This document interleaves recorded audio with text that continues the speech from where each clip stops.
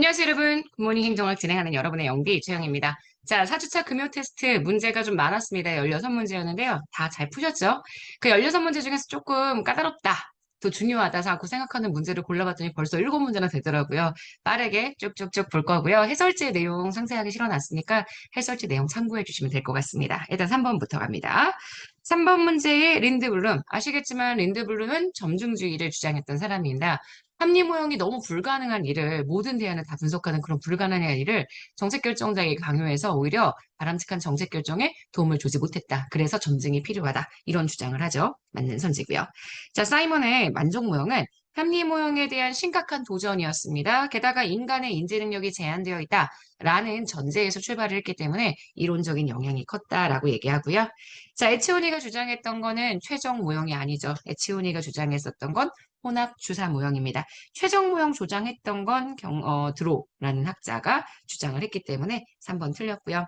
스타인브루너 말씀드렸던 것처럼 약간 카톡 체포 상담처럼 시스템 공학의 사이버네틱스 개념을 이용해서 개념을 응용해서 이루어지는 관료제 내의 단순한 의사결정, 요거 중심으로 의사결정 과정 설명합니다. 문제의 정답되는 건 3번 되는 거 보실 수 있고요. 자, 그다음 정책 집행 모형에 대한 얘기 들어가야 되죠. 정책 집행의 상향 접근. 아시겠지만 상향 접근은 사바티어의 정책 지지 연합 모형과는 전혀 상관이 없습니다. 이건 오히려 통합 모형이 되고요. 정책 결정과 집행이 오히려 좀 뚜렷하게 구분될 수 있다라고 얘기하는 건 하향 학자들. 오히려 일선 관료의 재량과 자율이 굉장히 중요하다. 이게 상향 접근의 특징이기 때문에 3번 맞고요. 정책의 환경이 가변적이다. 이게 상향 접근이 필요한 이유고요. 오히려 안정적이고 구조화되어 있는 정책 상황을 존재로 하는 것은 하향 접근이 가지고 있는 특징입니다. 그래서 문제의 정답이 되는 건 3번 되는 거 보실 수 있습니다. 자, 7번 갈게요. 나카무라와 스모르드가 제시한 정책 결정자와 집행자 유형 중에 제일 마지막 관료적 기업가 정책 결정자보다 집행자의 재량권이 얼마나 있는지를 보라고 이야기했고요. 집행자가 목표도 다, 수단도 다, 지 마음대로 다 결정할 수 있는 게 우리가 얘기하는 관료적 기업자입니다. 그래서 정책의 대략적인 방향을 정책 결정자가 절대 정하지 않습니다. 정책 집행자들은 이 목표의 구체적 집행에 필요한 폭넓은 재량권을 위임받는다고 얘기했는데 이거는 관료적 기업가에 대한 설명이 아닙니다. 집행자가 오히려 자기가 결정한 목표를 결정자 보고 받아들여 설득하고 강제할 수 있고요. 집행자는 목표를 달성하기 위한 수단을 위해 정책 결정자와 협상할 수 있죠. 조심하셔야 되는 게 이미 목표, 수단 모두 다 정책의 집행자가 결정을 했습니다. 근데 이걸 획득하기 위해 경제적 자원이 필요하면 그건 결정자에게 좀 해달라고 요청해야 되는 거죠. 그래서 목표와 수단 다 결정하고 난 다음에 그 수단 집행하기 위한 방법들, 이런 것들은 협상할 수 있습니다. 협상이란 단어에 넘어가시면 절대 안 돼요. 3번도 관료적 기업가 내용이고요. 나카무라 스모르가 제시한 유형 중에서 가장 광범위한 재량을 갖는 집행자의 유형입니다. 그래서 정답이 되는 틀린 선지는 1번 되는 거 보실 수 있을 거예요.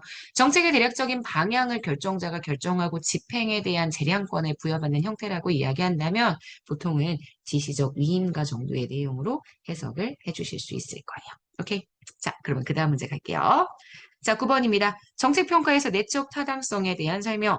역사 요인은 외부 환경에서 발생을 하죠. 그래서 사전과 사후 측정 값을 달라지게 만들어주는 무언가 사건을 설명합니다. 준실험은 외적 타당성은 큽니다. 하지만 내적 타당성이 떨어진다는 한계가 있고요. 허위 변수나 혼란 변수를 만약에 배제할 수 있다면 이건 내적 타당성을 높일 수 있는 방법이죠. 실험 대상자들이 사전 측정 내용에 친숙해지게 되어서 사후에 측정값이 달라진다. 이건 성숙 효과가 아니라 오히려 테스팅, 실험 효과에 해당하는 표현이다. 라고 보실 수 있습니다. 그래서 4번이 틀린 선지가 될 거예요. 자, 12번입니다. 정부업무평가 기본법 되게 중요하죠. 이 기본법상의 정부업무 평가제도에 대한 설명으로 옳은 것. 정부업무평가 대상 기관의 지방자치단체의 소속기관 당연히 포함됩니다. 국무총리는 2개 이상의 중앙행정기관의 관련 시책, 주요 현안 시책, 혁신관리, 대통령령으로 정하는 사업에 대해서 특정 평가를 실시할 수 있습니다. 그 결과는 반드시 공개고요. 정부업무평가위원회는 위원장이 2명입니다. 위원회 숫자가 15명 들어가죠. 요 두 명을 포함해서요. 자, 국가위임 사무에 대한 평가가 필요하다면 중앙행정기관의 장과 함께 행정안전부 장관이 특정 평가를 실시한다라고 이야기를 해주게 되는데 이거는 특정 평가라고 이야기하면 안 되고요. 지금 문제의 내용 특정 평가가 아니라 이거는 합동 평가에 대한 내용이다. 라고 이야기해 줄 수 있습니다. 문제는 지금 옳은 거 고르라고 했으니까요. 정답이 되는 것은 2번 되는 거 보실 수 있습니다. 14번입니다. 조직의 유형 중에 일단 민츠버그 한번 정리해봤어요. 민츠버그가 제시한 조직의 구조 유형에 대한 설명으로 옳은 것. 기계적 관료제는 막스 베버의 관료제와 유사하고요. 임시 조직은 굉장히 복잡하고 가변적인 문제를 해결하기 위해 생성이 됩니다. 민츠버그의 조직 성장 경로 모형은 개방체제적인 관점에서 조직이 수행하는 기능들을 분류했고요. 사업부 조직, 기능별, 서비스별, 독립적이죠. 그래서 하나의 조직에 모든 기능들이 다 들어갑니다. 그래서 조직 전체의 공통관리비의 감소 효과가 나타나지 않습니다. 오히려 공통관리비의 감소 효과가 나타나는 것은 기능별로 조직을 모아놨을 때, 그래서 규모의 경제가 발생할 때 발생하는 특징이라고 봐주실 수 있을 거예요. 그래서 문제의 정답이 되는 맞는 선지는 1번 되는 거 보실 수 있습니다. 자, 마지막 거시조직 이론에 대한 내용으로 가볼게요. 자원의존 이론은 아시겠지만 자원에 의존하고 있다. 하지만 이걸 잘 이용하는 것도 관리자의 능력이다. 그래서 환경에 대한 임의론적인 시각으로 우리가 내용을 봐주셔야 되기 때문에 환경에 대한 피동적 조직이라고 얘기한다면 결정론 시각입니다. 결정론 시각을 강조하고 있지는 않습니다.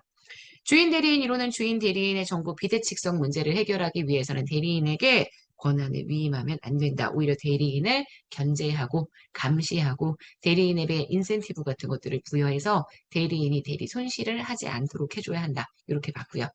구조적 상황론은 상황에 따라 조직이 달라진다고 봅니다. 그래서 상황이 조직과 어떤 특성이 적합한지 이게 조직의 효과를 결정한다고 보고요. 거래비용 이론에서는 거래비용을 최소화시키기 위해서는 거래를 내부화, 조직화해서 조직 구성을 하는 것이 훨씬 효율적이고 유리하다라고 파악을 해주게 됩니다. 그래서 틀린 전제가 되겠네요.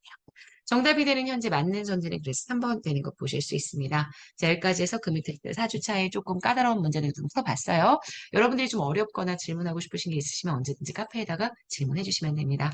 여러분, 복습 테스트 하고 보니 이제 토요일입니다. 오늘 토요일 정말 잘 지내시고요. 현장 강의도 있습니다. 알고 계시죠? 온라인도 올라갈 거예요.